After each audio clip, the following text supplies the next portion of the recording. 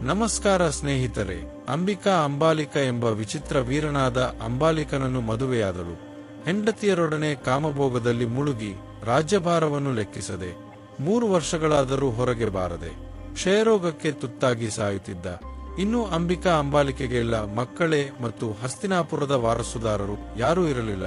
ನೀವು ತುಂಬಾ ಪರಾಕ್ರಮಿ ಪಂಡಿತ, ಇಡೀ ಜಗತ್ತನ್ನು ಗೆಲ್ಲುವ ಯೋಧ. ಆದ್ದರಿಂದ ಈ ರಾಜ್ಯವನ್ನು ನೀವೇ ಆಳಿ ಶಂತನುವಿನ ಪರಂಪರೆಯ ಆಳ್ವಿಕೆಯನ್ನು ಮುಂದುವರಿಸಿ ಮದುವೆಯಾಗು.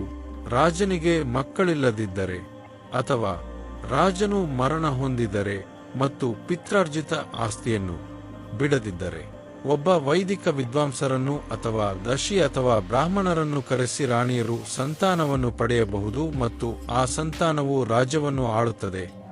ಭೀಷ್ಮನು ದೇವತೆಗಳ ನ್ಯಾಯದಿಂದ ಮಕ್ಕಳನ್ನು ಹುಟ್ಟುಹಾಕಿದನು ಮತ್ತು ರಾಣಿಯರು ಮುನಿಸಿಲ್ಲವೆಂದು ಕೆಲವರು ತಪ್ಪಾಗಿ ಅರ್ಥೈಸಿಕೊಂಡಿದ್ದಾರೆ.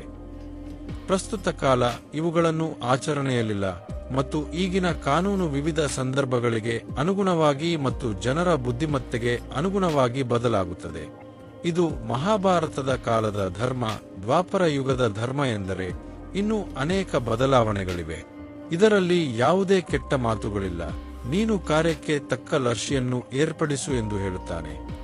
ಆದರೆ ಸತ್ಯವತಿ ಪುತ್ರನ ವಿವಾಹಕ್ಕೆ ಮುಂಚೆಯೇ ನಾನು ನನ್ನ ಕನ್ಯತ್ವವನ್ನು ಕಳೆದುಕೊಳ್ಳದ ವರವನ್ನು ಅನುಗ್ರಹಿಸಿದ ಪರಾಶರ ಲರ್ಷಿಯೊಂದಿಗೆ ಮಗನನ್ನು ಹುಟ್ಟುಹಾಕಿದೆ. ಆದ್ದರಿಂದ ನನಗೆ ಕೃಷ್ಣ ದ್ವೈಪಾಯನ ಎಂಬ ಮಗನು ಸಿಕ್ಕಿದನು. ಅವನು ದ್ವೈಪಾಯನನ ಜನ್ಮ ರಹಸ್ಯವನ್ನು ವಿವರಿಸುತ್ತಾನೆ. ಅದಕ್ಕೆ ಭೀಷ್ಮನು ತನ್ನ ತಾಯಿಯ ಮಾತನ್ನು ಯಾವುದೇ ಸಂದೇಹವಿಲ್ಲದೆ ಗೌರವಿಸುತ್ತಾನೆ. ಆದ್ದರಿಂದ ಸತ್ಯವತಿ ತನ್ನ ಮಗ ವ್ಯಾಸಮಹರ್ಷಿಯನ್ನು ನೆನಪಿಸಿಕೊಳ್ಳುತ್ತಾರೆ. ನೀವು ಹೇಳಿದಿರಿ, ಆದರೆ ಅಂಬಾಲಿಕರು ನಾನು ಹೇಳಿದ ವ್ರತವನ್ನು 1 ವರ್ಷ ಅನುಸರಿಸಿದರೆ ಉತ್ತಮ ಪುತ್ರರು ಹುಟ್ಟುತ್ತಾರೆ ಎಂದು ಅಂಬಿಕೆಗೆ ಹೋಗಿ ಅಮ್ಮನ ವಂಶವನ್ನು ಎತ್ತಿಹಿಡಿಯುವುದಕ್ಕಿಂತ ದೊಡ್ಡ ಪುಣ್ಯವಿಲ್ಲ ಎಂದು ಹೇಳಿದರು. ನಿಮ್ಮ ಹುಟ್ಟಲಿರುವ ಮಗನನ್ನು ರಾಜನನ್ನಾಗಿ ಮಾಡುತ್ತಾನೆ. ವ್ಯಾಸನು ತನ್ನ ತಪಸ್ಸಿನ ಶಕ್ತಿಯನ್ನು ನಿಮ್ಮ ಗರ್ಭದಲ್ಲಿ ಚುಚ್ಚುತ್ತಾನೆ. ಆದ್ದರಿಂದ ಈ ಕಾರ್ಯಕ್ಕೆ ನಿಮ್ಮನ್ನು ಸಿದ್ಧಪಡಿಸಿಕೊಳ್ಳಿ. ಮತ್ತು ಧೃತರಾಷ್ಟ್ರನು ಕುರುಡನಿಗೆ ಇದನ್ನು ಮಾಡಿದನೆಂದು ಭಾವಿಸಿ ರಾಜವಂಶವನ್ನು ಎತ್ತಿಹಿಡಿಯುತ್ತಾನೆ. ಸತ್ಯವತಿಯು ವ್ಯಾಸನನ್ನು ಈ ಬಾರಿ ತನ್ನ 2ನೇ ಸೊಸೆಯಾದ ಅಂಬಾಲಿಕಾ ಬಳಿಗೆ ಕಳುಹಿಸುತ್ತಾಳೆ. ಭವಿಷ್ಯದಲ್ಲಿ ಅಂಬಿಕಾ ತನ್ನ ಮಗ ಕುರುಡನಾಗಿರುವುದರಿಂದ ದುಃಖಿಸುತ್ತಾಳೆ. ಅವಳಿಗೆ ಸಹಾಯ ಮಾಡಲು ಇನ್ನೊಬ್ಬ ಸಹೋದರನಿದ್ದರೆ ಅಂಬಿಕಾ ಮತ್ತೆ ಅಂಬಿಕಾಳನ್ನು ಕಳುಹಿಸುತ್ತಾಳೆ. ಆದ್ದರಿಂದ ಅವಳು ತನ್ನಂತೆ ಕಾಣಲು ಒಬ್ಬ ದಾಸಿಯನ್ನು ಕಳುಹಿಸುತ್ತಾಳೆ. ಮಾಂಡವ್ಯು ಊರಿನ ಕೊನೆಯಲ್ಲಿ ಒಂದು ಆಶ್ರಮವನ್ನು ನಿರ್ಮಿಸಿ ಅದರಲ್ಲಿ ತಪಸ್ಸು ಮಾಡುತ್ತಿದ್ದನು. ಆದರೆ ಒಮ್ಮೆ ದರೋಡೆಕೋರರು ಅರಮನೆಯಿಂದ ಸಾಕಷ್ಟು ಹಣವನ್ನು ಕದ್ದು ಓಡಿಹೋಗಿ ಮಾಂಡವ್ಯುವಿನ ಆಶ್ರಮದಲ್ಲಿ ಅಡಗಿಕೊಂಡರು. ಭಟ್ಟುಳು ಆಶ್ರಮವನ್ನು ಏಕೆ ಪ್ರವೇಶಿಸಿ ಕಳ್ಳರನ್ನು ಹಿಡಿದನು ಎಂದು ಅವನು ಬಲವಾಗಿ ಕೇಳುತ್ತಾನೆ. ಆದರೆ ಮಾಂಡವ್ಯು ಮಾತನಾಡದೇ ಇದ್ದುದರಿಂದ ರಾಜನು ಮಾಂಡವ್ಯುವನ್ನು ಅನುಮಾನದಿಂದ ನೋಡಿದನು ಮತ್ತು ಮಾಂಡವ್ಯು ಸನ್ಯಾಸಿಯ ರೂಪದಲ್ಲಿದ್ದುದರಿಂದ ಮಹಾರಾಜ ಬತುಲರ ಆದೇಶಿಸಿದರು. ಅವನನ್ನು ಶೂಲಕ್ಕೇರಿಸುವಂತೆ ಮಾಂಡವ್ಯನು ಆಜ್ಞಾಪಿಸಿದನು ಮತ್ತು ಮಾಂಡವ್ಯನು ತನ್ನ ಹಿಂದಿನ ಜನ್ಮದ ಕರ್ಮಗಳನ್ನು ಅನುಭವಿಸುತ್ತಾನೆ ಎಂದು ದುಃಖದಿಂದ ಉತ್ತರಿಸಿದನು.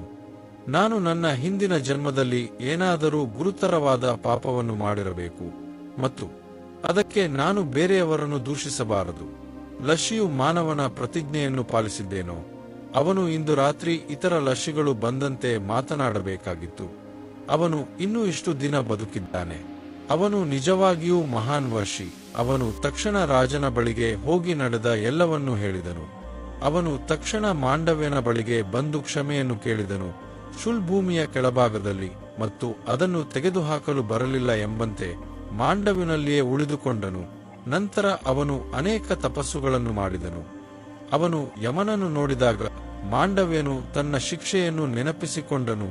ನಿಮ್ಮ ಬಾಲ್ಯದಲ್ಲಿ ನೀವು ಸ್ವತಂತ್ರವಾಗಿ ಹಾರುವ ಡ್ರ್ಯಾಗನ್ ಅನ್ನು ಚುಚ್ಚಿದ್ದೀರಿ ಮತ್ತು ಇತರರನ್ನು ಹಿಂಸಿಸುತ್ತಿದ್ದೀರಿ, ಏಕೆಂದರೆ ನೀವು ಸಂತೋಷ ಪಡುವ ವ್ಯಕ್ತಿಯಾಗಿದ್ದೀರಿ.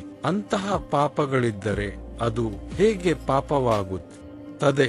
ಅದು ಪೋಷಕರ ಖಾತೆಯಲ್ಲಿದೆ ಮತ್ತು ಹುಡುಗನನ್ನು ಹಿಂಸಿಸುವವರಿಗೆ ಶಿಕ್ಷೆಯಾಗಬೇಕು. ಆದರೆ ಬಾಲ್ಯದಲ್ಲಿ ಅವರ ಶಿಕ್ಷೆಯನ್ನು ಲೆಕ್ಕಿಸಬೇಕೆ? ನಾನು ಬ್ರಾಹ್ಮಣನ ಮೇಲೆ ಅನೇಕ ತಪಸ್ಸನ್ನು ಮಾಡಿದ್ದೇನೆ. ಅದನ್ನು ಲೆಕ್ಕಿಸದೆ ಮಾಂಡವ್ಯನು ದಾಸಿಯಾದ ಅಂಬಿಕಾ ಗರ್ಭದಲ್ಲಿ ಮಗನಾಗಿ ಜನಿಸಿದೆಯಾ?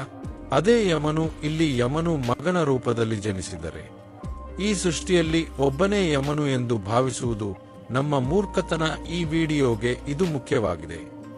ಆದರೆ ಹಸ್ತಿನಾಪುರವನ್ನು ಗುಲಾಮನಾಗಿ ರಕ್ಷಿಸುತ್ತಿದ್ದ ಭೀಷ್ಮನ ಮನಸ್ಸು ಕಡಿಮೆಯಾಯಿತು. ಧೃತರಾಷ್ಟ್ರನು ಬಂಡೆಗಳನ್ನು ಸೋಲಿಸಿದನು.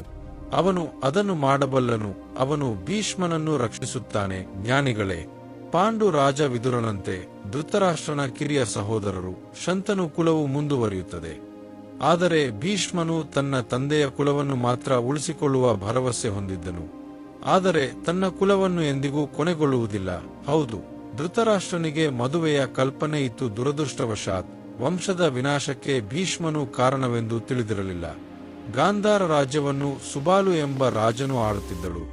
ಆ ರಾಜನ ಮಗಳು ಗಾಂಧಾರಿ ಶಿವನು ಪ್ರತ್ಯಕ್ಷನಾದನು ಮತ್ತು ನನಗೆ 100 ಪುತ್ರರನ್ನು ದಯಪಾಲಿಸುವಂತೆ ವರವನ್ನು ಕೇಳಿದನು. ಮತ್ತು ಈ ವಿಷಯವು ಭೀಷ್ಮನ ಕಿವಿಗೆ ಬಿದ್ದಿತು. ಅಂದರೆ ಹಸ್ತಿನಾಪುರಕ್ಕೆ ಮಕ್ಕಳಿಲ್ಲದೆ ಗಾಂಧಾರ ರಾಜ್ಯವನ್ನು ಸೇರುತ್ತಾನೆ. ಭೀಷ್ಮನು ಬಂದು ಸಂಬಂಧವನ್ನು ಕೇಳುತ್ತಾನೆ. ಸುಬಲನು ಮದುವೆಗೆ ಒಪ್ಪುತ್ತಾನೆ. ಆದರೆ ಕಂದಾರಿಯನ್ನು ಕುರುಡನೊಂದಿಗೆ ಮದುವೆ ಮಾಡುವುದು ಅವನ ಜೀವನವನ್ನು ಕಲ್ಪಿಸಿಕೊಳ್ಳುವುದು ಪಾಪ ಎಂದು ರಾಜ್ಯದಲ್ಲಿರುವವರು ಪಿಸುಗುಟ್ಟುತ್ತಾರೆ. ಆದರೆ ಸುಬಲನು ಹಾಗೆ ಯೋಚಿಸಲಿಲ್ಲ, ಏಕೆಂದರೆ ಜ್ಞಾನವು ಕತ್ತಲೆಯನ್ನು ಹೋಗಲಾಡಿಸುವ ಬೆಳಕು. ಅವಳು ಈ ಮದುವೆಗೆ ಒಪ್ಪಿಕೊಂಡಳು ಮತ್ತು ಗಾಂಧಾರಿಯ ವಿರುದ್ಧ ಎಷ್ಟು ಟೀಕೆಗಳು ಬಂದರೂ ಅವಳು ತಲೆಕೆಡಿಸಿಕೊಳ್ಳಲಿಲ್ಲ. ಅವಳು ತನ್ನ ತಂದೆಯ ಮಾತನ್ನು ಗೌರವಿಸಿ ಮದುವೆಗೆ ಒಪ್ಪಿಕೊಂಡಳು. ಊಸಟನ ವತನತತ ಅಬತ್ತಲ ಕಥ. ಆದರೆ ಗಾಂಧಾರಿ ಜೈ ತೆಗೆದುಕೊಂಡ ಈ ನಿರ್ಧಾರಕ್ಕೆ ಜೈಲು ಪಾಲಾಗಬೇಕು. ಏಕೆಂದರೆ ಈ ಕಾಲದಲ್ಲಿ ಚಿಕ್ಕ ಚಿಕ್ಕ ವಿಷಯಗಳಿಗೆ ಮುರಿಯುವ ಬಂಧ, ಮದುವೆಗೆ ಮುಂಚೆ ಗಂಡನ ಮೇಲೆ ಪ್ರೀತಿ, ಕರಾಳ ಬದುಕನ್ನು ಹಂಚಿಕೊಳ್ಳುವುದೇ ಈ ಮಹಾಭಾರತ. ಆನಂತರ ಗಾಂಧಾರಿ ಧೃತರಾಷ್ಟ್ರನ ವಿವಾಹವು ಅಜ್ಜ ಗಾಂಧಾರಿಯ ಸಹೋದರ ಶಕುನಿಯು ಹಸ್ತಿನಾಪುರಕ್ಕೆ ಬಂದನು. ಮದುವೆಯಾದ ನಂತರವೂ ಶಕುನಿಯು ತನ್ನ ಸಹೋದರಿಯನ್ನು ನೋಡಿಕೊಳ್ಳಲು ಹಸ್ತಿನಾಪುರಕ್ಕೆ ಬರುತ್ತಿದ್ದನು. ಆದರೆ ಮಹಾಭಾರತದಲ್ಲಿನ ಈ ಶಕುನದ ಬಗ್ಗೆ ನಾವು ಸಾಕಷ್ಟು ಮಾತನಾಡಬೇಕಾಗಿದೆ. ಕೃಷ್ಣನ ಲೀಲೆಗಳ ನಂತರ ಶಕುನಿಯ ದಾಳಗಳು, ಶಕುನದ ದಾಳಗಳು, ಶಕುನಿಯ ದಾಳಗಳು, ಶ್ರೀಕೃಷ್ಣನ ಲೀಲೆಗಳು. ಇಲ್ಲಿ ಭಾರತದ ಇತಿಹಾಸವಲ್ಲ, ವಿನಾಶ ಪ್ರಾರಂಭವಾಯಿತು. ಶಕುವಿಗೆ ಗಾಂಧಾರಿ ಕುರುಡನನ್ನು ಮದುವೆಯಾಗುವುದು ಇಷ್ಟವಾಗಲಿಲ್ಲ ಮತ್ತು ಭೀಷ್ಮ ಮತ್ತು ಹಸ್ತಿನಾಪುರದ ಮೇಲೆ ಕೋಪಗೊಂಡು ಕಾರಣವಾಯಿತು. ಅವರ ಕುಲದ ನಾಶವನ್ನು ವೀಕ್ಷಿಸಲು